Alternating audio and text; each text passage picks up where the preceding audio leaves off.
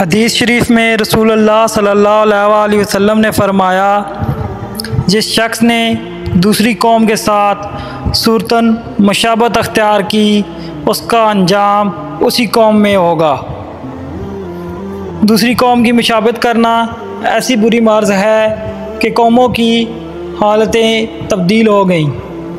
आप मुशाहिदा कर चुके हैं कि यूरोप की तकलीद करने से तुर्की किस दर्जा तक पहुंच गया है।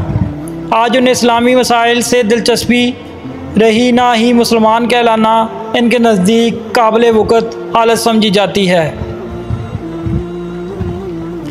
तुर्की के मुस्तफ़ा कमाल पाशा इब्न अली रज़ा 1881 में सलोनिका में पैदा हुआ। यूरोपियन तर्ज के मदरसा में इब्तदाई तलीम हासिल की।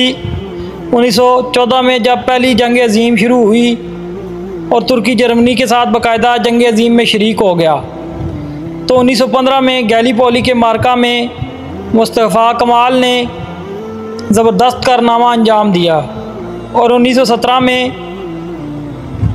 इनको एजाज़ की कमान सुपुर्द हुई। लेकिन इनके कमान संभालने से पहले एजाज़ का तखलिया हो चुका था। इस साल वो जनरल के अहदे पर फैज़ हुआ। 1918 में जब जर्मनी और तुर्की को शिकस्त हुई तो साबिक उज़रा और तुर्की के रहनुमा मुल्क छोड़ने पर मजबूर हुए, तो कमाल के लिए मैदान साफ़ हो गया। बरतानिया और उसके इत्तेहादियों ने इस्तंबुल पर कब्ज़ा कर लिया। अनातोलिया में बड़ी बदअमनी फैल गई। इस वक्त अमन कायम करने के लिए मुस्तफ़ा कमाल का इंतखाब हुआ। हासिल ये कि इसने खिलाफत और उस्मानी सल्तनत के खात्मे का ऐलान किया और एक गैर मजहबी जमहूरिया कायम की, जिसके 1925 में वो पहले सदर मुंतखब हुए और इसी हालत में 1938 में इंतकाल किया। जब 3 मार्च 1925 को मुस्तफ़ा कमाल पाशा ने खिलाफत के खात्मे का ऐलान किया तो हिंदुस्तानी मुसलमानों के पांव तले ज़मीन निकल गई और अल्लामा इकबाल ने इसी मौका पर फरमाया, चाक कर दी तुर्क नादान ने खिलाफत की कबा, सादगी मुस्लिम की देख औरों की अयारी भी देख। ये ज़माना पूरे आलम इस्लाम के लिए रूह फुर्सा था। एक तुर्क स्वानिक नगार इरफान उर्गा की किताब ने अता तुर्क में कमाल के कैरियर और मिजाज पर रोशनी डाली कि मुस्तफ़ा कमाल उल्मा के अख्तियारात को महदूद कर देने के हक़ में था और मज़हब के पुरजोश हामियों के हल्के जो बकौल इसके शैतान के आलाकार बनकर जिहाद का नारा लगाते रहते हैं, मकीदों पर बंद होने चाहिए। इसने शरीयत के ख़ात्मा और इन कादियों की दीनी अदालतों की मनसूखी पर पुरज़ोर वकालत की जो इस्लामी कानून के शारह व तर्जमान हैं। इसके नज़दीक उनकी जगह पर नई कानूनी अदालतों और सिविल कोर्ट्स को आना चाहिए। इस किताब में मुंसिफ ने एक जगह पर यह भी लिखा कि आखिरी ज़माना में कभी कभी कमाल आसमान की तरफ मुक्का उठाकर इशारा करता था। इसने इसको हकीकत समझ लिया था कि असल जंग मज़हब के ख़िलाफ़ है।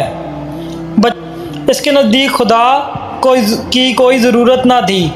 वो महज एक पुरअसरार और मुग़ालता आमेज़ मुजर्रद नाम था जिसमें कोई हकीकत ना थी। वो सिर्फ़ इस चीज़ पर यकीन रखता था जो देखने में आ सकती है। इसका ख्याल था कि ज़माना माजी में इस्लाम महज एक तखरीबी ताकत रहा और इसने तुर्की को बहुत नुकसान पहुँचाया।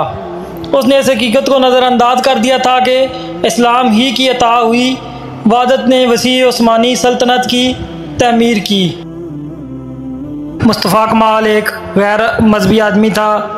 इस बात से और सनसनी फैल गई कि मुस्तफ़ा कमाल ने शेखुल इस्लाम के सर पर, जो इस्लाम के बड़े आलम और एक काबिल एहतराम बुज़ुर्ग थे, कुरान मजीद फेंक मारा। तुर्की कौम को जल्द अज जल्द मगरबी अक़वाम के रंग में रंग देने और मुकम्मल तौर पर इनका सा हम रंग बना देने के लिए, जिसके बाद कोई इम्तियाज़ ना रहे, इसके सर पर बूझ सवार था।